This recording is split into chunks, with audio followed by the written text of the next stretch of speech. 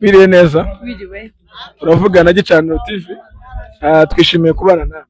Ndabashimiye. Tubasanze mu bukwe bwa Mfurakazi. Mugenzi wanyu muririmbana. Ese niki cyabashimishije? Kuba yashingiwe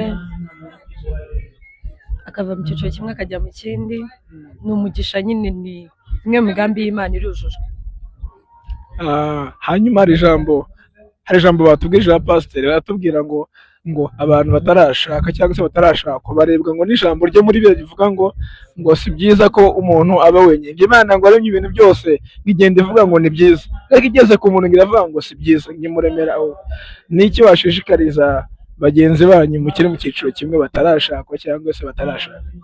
Cya mbere, gushaka nyine si ubikora kuko abandi babikoze, igihe kiragera ukabikora.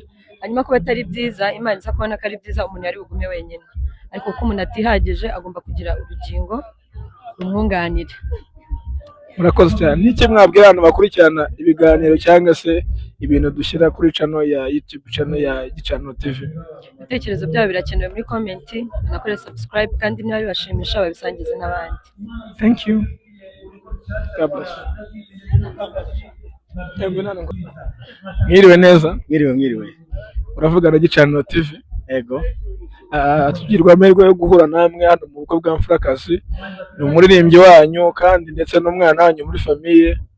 Ese wifiringa gute kuba witwa umubyeyi muri famiye ariko utarubaka urugo rwawe ngo witwe umubyeyi none biri official? Turishimiye cyane, buriya Bibiliya iravuga ngo twishimire ibirori by'abandi. Kuba turi ababyeyi be ni iby'agaciro mu muryango w'ivugabutumwa, kuko na Yesu yabaye urumuri waje atarashaka. Rero icyo nishimiye ni uko ishingiye umwana w'umukobwa akiri muzima, ni ukuri ko Imana biranejeje cyane. Hanyuma ikindi kibazo, wenda tugera ku musozo, wenda si ubwa mbere mugiye mu birori nk'ibi ngibi. Hano niye diferanse wabonyemo n'ubundi bukwe kunze kwitabira, cyangwa se n'icyo wabonye gishyashya hano ku bwa Mfurakazi? Kuko twabonye mugira umunezero mwinshi cyane, mwinshi ugaragarira inyuma. Mbese ni ikihe kintu mwabonye gitandukanye n'icy'abandi bakoze? Okay, murakoze cyane. Ikintu cya mbere cyaduhaye ibyishimo ni ukubona twashingiye umwana w'umukobwa mu muryango wa Fisher's Family. Icyo cyo cya mbere cyaduteye ibyishimo, kubera ko ni umunyamuryango wacu, n'umwana wacu. Rero tuba tugomba kwishima ku rwego ruri hejuru, kuko ni umwana mwiza mu muryango wa Fisher's, ni umuntu mwiza, ni protokole wacu, azadufasha protokole, ni umuntu mwiza. Niyo mpamvu rero tuba twishimye muri ibirori byiwe, turamukunda cyane. Mwabwira iki ijambo rimwe wabwira abantu badukurikirana cyangwa se bakurikirana ibiganiro byacu dukora kuri YouTube channel ya Gicaniro TV? Okay, murakoze cyane abantu mukurikirana Gicaniro TV. Ni ukuri ko Imana mukunde. Gicaniro TV acaho ijambo ry'Imana, acaho ibiganiro bigiye bitandukanye, acaho indirimbo nyinshi zigiye zitandukanye. Mumukunde, ni ukuri ko Imana. Mukore subscribe, mutukore na share, mumukunde, ni ukuri ko Imana.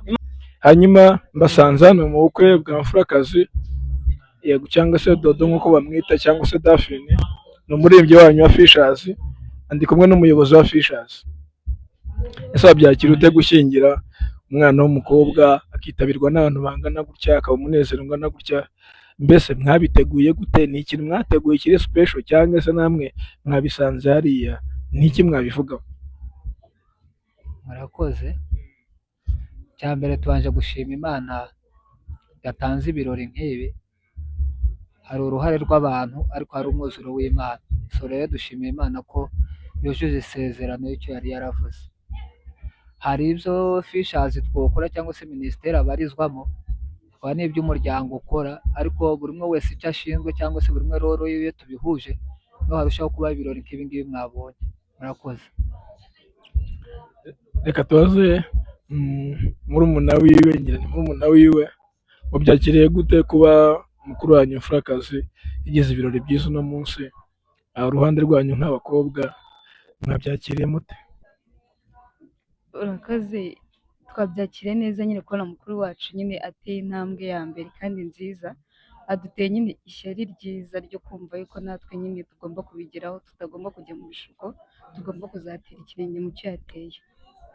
Hanyuma se mwabwira iki abantu? Hari abantu hano hanze bakunda kuvuga ngo njyewe ngo umuhungu nganya approachinze ngo nta bushobozi afite, ngo twanakora koco bwabo bukwe. Njya numva ngo ni koco nyine, umuntu akagenda agasanga umuhungu ngo nta bukwe bwabayemo.